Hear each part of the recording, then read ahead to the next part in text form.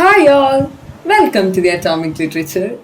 So today we are going to deal with a very powerful story named Potiki, written by Patricia Grace. So we will be dealing with this novel in two parts, where the first part we will deal with the plot of the novel and the background, where the second video we will be dealing with the themes and the arts of characterization. So before moving on to the novel, we will have a quick insight about the author Patricia Grace. Patricia Frances Grace is a New Zealand Maori writer of novels, short stories and children's books. She began writing as a young adult while working as a teacher. Her early short stories were published in magazines, leading to her becoming the first female Maori writer to publish a collection of short stories. Grace has written 7 novels, 7 short story collections, a non-fiction biography, and an autobiography. Her works basically explore the Maori life and culture, including the impact of Pakeha, which means New Zealand Europeans, and other cultures of Maori with the use of Maori language throughout. So, Potiki is a novel by Patricia Grace, which was originally published in the year 1986.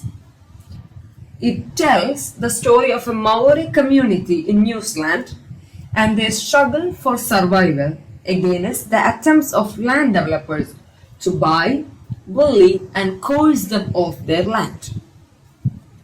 The story is at times narrated by Roy Mata, the heart of the novel, and at times by Toko, as the title of the novel Potiki, and the rest of the times by an unspecified third voice. These fragmented recounts take the form of the characters' memories of events or flashbacks and are located at different points in the past.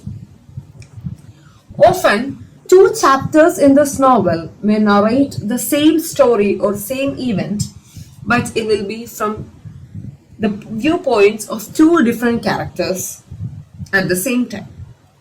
So, the result of this is a patchwork of events from different points in times and different perspectives that collectively tells a rich and powerful story. So, before moving on to the novel in detail, we will just have an idea of the background of this Maori community. As I have already mentioned that this story revolves around the Maori family or the Maori community, we should have an idea of what this Maori community is. The Maori culture is the customs, the cultural practices or beliefs of the indigenous or native Maori people of New Zealand. Their speciality includes the greatest storytelling because they didn't have a written language until colonization in the 1800s. They began their day by singing prayers to worship the rising sun. Most of their daily chores or activities were planting and tending crops in communal gardens, fishing or gathering seafood. The language of the Maori is an Austronesian language which is primarily spoken in the North Island in the New Zealand. So now, I'm sure that you all will have a question, that is Maori a community?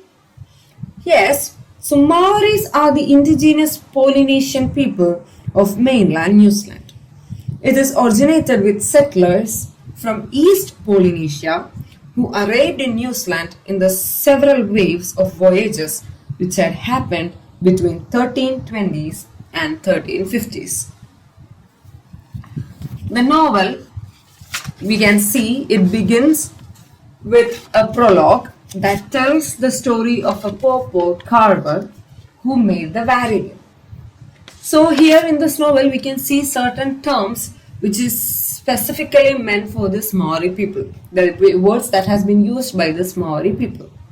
So here, this prologue is beginning with the carver who made the venue or the meeting house for the community that forms the subject of this novel. So the main characters in this novel are Roy Mata, Hemi Tamihana, James, Tangi, Manu, Toko, Mary, and several other minor characters. So now we will move in detail of this particular novel, Potiki. The story or the prologue tells the story of a carver who is devoting himself to building houses. He is building houses for the sake of his people or for the ancestors, so that his people's forebearers can be remembered. So at the age of 10, his parents wrap him in scars and position him at the elbow of a master carver, whom the boy closely observes for years. And later, when the boy turns 14, the master carver tells the carver to make carvings and advises him, which is a quote from the textbook or from the novel, do not carve anyone in living memory and don't blow on the shavings or your woods will get up and crack you. So this was a piece of advice which was given to the baby carver or to the carver by the master carver. And later, as this little boy grows up, he became the master of his own crafts. He later made the venue or the meeting house, and towards the end of his life, he carves a representation of himself. But he was unable to complete the carving, and he tells his people that the space under his feet must be left empty until a future time. So this was the prologue, which is in the beginning of this story, and this particular prologue marks the subject of the rest of this novel. This particular novel is divided into 3 parts. In the first part, we can see the characters which are being introduced into this novel, and in the second part, we can see the actions which is happening in this novel, and in the third part, it came up with the conclusion of this novel. So the part 1, we can move on to the part 1, where Roimata Kareidana is married to Hemi Tamihana. See, here the 2 characters are introduced, Roimata Kareidana and the husband Hemi Tamihana. And they have 4 children, James, Tangi Moana, Manu, and Toko Varu Iti Marama. So Toko Varu Iti Marama was not born to Hemi and Roimata. Toko Varu Iti Marama is simply or beautifully or sweetly called as Toko. And Toko engages one of the pivotal role in this novel. They all live with this Hemi sister named Mary. Roimata likes both of them since she was 5. So all these characters, this Mary, Hemi, and Roimata were childhood friends. They all have beautiful childhood memories, even in the weekdays and in the weekends. We can see Roimata, who had lived with his father in the railway quarters, and after her father's death, she left that place called Papakainga. And later, after almost 12 years, Roimata is coming back to Papakainga. She greeted everyone, hoping that they all would recognize her. And luckily, Hemi and Hemi's sister Mary recognized our beautiful Roimata. And there was some kind of an awkwardness in between, and in between this particular 12 years of journey, we can see Hemi, who had left his school and had started working for the sake of his land. And he also fallen in love with a girl called Sui, but later they got separated. And after the meeting between Hemi and Roimata, which is happening after 12 years, at last they both get married and they had 3 children, which I have mentioned in the entry part of this novel. And later, every day we can see Mary, who is engaged herself with certain sea lifestyle or sea things like picking up crabs, shellfish, throwing it into the sea, taking things like paper, plastic, and simple, very light kind of things. And she used to meet a man called Joy Billy. It was a name given to him by Mary. But there was no much references given to that particular person in detail. And there was a kind of routine which had been followed by this family, like when James and his sister Tangi Moana came back from school, they used to have tea together in the evening. And one day, Mary didn't came there. So Roy Mata was very afraid about getting nowhere about her sister Mary. So she told her daughter Tangi Moana to go out to search for her aunt Mary. And we can see that Mary was walking into the water by holding something in her hand. Our little Tangi just get straight away into the air and snatched that thing from her aunt's hand. Tangi came back home with Mary, and it was something that I have already mentioned, like Mary was holding something in her hand. So Tangi snatched that thing and gave it to her mother. And she told that this was being carried by Aunt Mary, her aunt. And it was a kind of a misshaped baby boy. Its skin has the color of the stone. Tangi said Mary gave birth to that baby. And Granny and her uncle came home. They suspected that it was Joy Billy's baby, the character which was mentioned earlier. So Granny take care of that little baby boy and named him as Toko. Toko Varu Itimarama. So Toko Varu Itimarama was the name of Granny Tamihana's uncle. So she just named the same tag or the same title to this little boy. And later when Manu turned 5, he doesn't want to go to school. So Hemi said that school was not meant for everyone. So Manu and Toko had left school.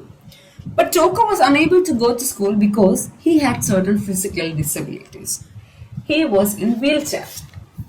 But there was a kind of a reference, or there was a kind of knowledge, like for people who have certain disabilities, God had gifted them, or God have gifted them with certain other specific powers. Similarly, we can see our little boy Toko, who has a very special knowledge or a gift of foresight. He can tell the story about what is going to happen in the future. One day, there is a certain kind of an example which is being illustrated here to show his power of foresight. One day when the siblings was there in fishing activity, James and Tangi was working hard to get the big fish, to catch the big fish. But our little boy Toko was very confident. But he said that, no, I won't have to work so hard because I will get that fish, or I will get that big fish very easily. Likewise, even though our James and Tangi had worked hard, they haven't caught that fish. But our little Toko had caught that fish. So when they returned back home, Toko was hurriedly starting to eat that food, but Himi was angry and told them that, it is according from the textbook, you didn't eat food until it had been shared, especially if it was from the sea.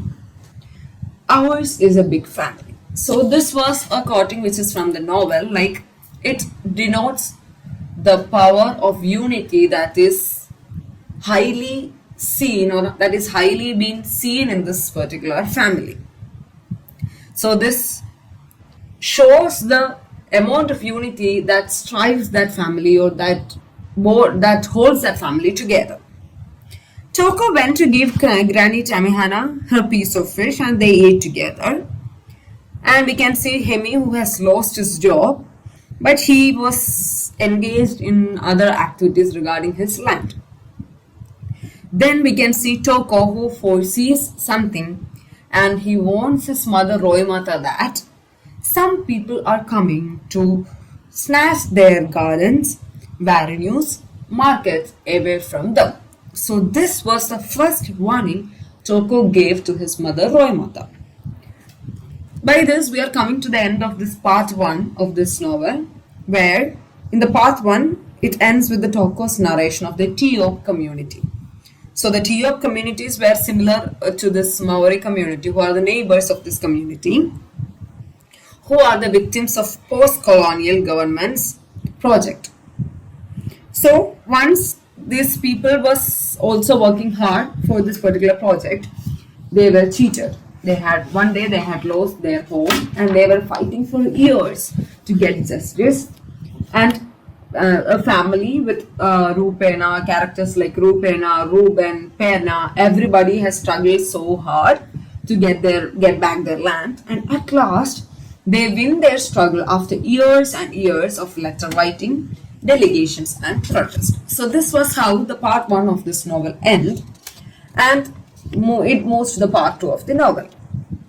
And one day we can see the daily works of the family of the Maori community is being finished, and people used to gather in the Varenu, their meeting place, and they met a person called the Money Man, Mr. Dollman, where these people named him as Dollar Man. So he comes up with a proposal to buy their land away from them for modernization or for the purpose of building new things. So the people was not ready to give him that land, and they said that this particular place or this Varenu is their security and identity, so they can't lose their identity or security. So they tell us that no amount of money can buy them their land. So that man was full of rage and he just left that place. But our little boy Toko has noticed the anger in that man's face. So Toko seen something bad is good. So Toko felt like something bad is going to happen. And later we can see Mary, who had spent her morning in the Varenu, like with preparing food, and in the afternoon she goes to Varenu. And by that time James was studying the skill of carving, and our little Tangi Mona had got matured and she went to study law. But that man doesn't came back over for years, and the company go ahead with its plans and like slicing the hills away from them. Their workers was named Matthew and Timothy. Their grandfather was from this Maori community. Maori was fully focused in their day-to-day life, and their summer was giving heavy rain to them. And one day, when they wake up, their house was flooded. It was fully watered, and some part of their urupa had slid away. So this urupa means their burial ground. So this burial ground was being destroyed. So all the people were upset, and they believed that it is because of the rain.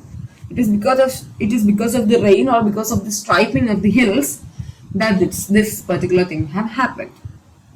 But our little boy Toko remembered the rage and the hatred on that man's face, and after several kinds of investigations, they realized that a particular person had channeled this or had mastered this conspiracy or mastered this particular event. And later we can see Toko, who says to Roimata that this people will not come like this again and again. And an investigation was held, but mostly it was consisted of questioning. And one another day, Toko again warned his mother Roimata that there is a night of colors and also a night of stars. So the next strategy of these developers was to set fire in their Varenu, and they were successful in setting that fire. There we can see Toko's uncle who planned and James built a special door for Toko to enter the Varenu with his wheelchair. And he could sleep or sit right beneath the popo. Now the popo is completed. So this popo is the last one which is carved for the old house and the first piece for the new one. And that was the place given to Toko to sit. And later in one night, Manu was sitting under the new doorway and he was sleeping. And when they tried to wake him, he did not wake. This means that Manu was no more. And by this we are moving on to the part 3, and at the beginning of this part 3 we learned that Toko has died.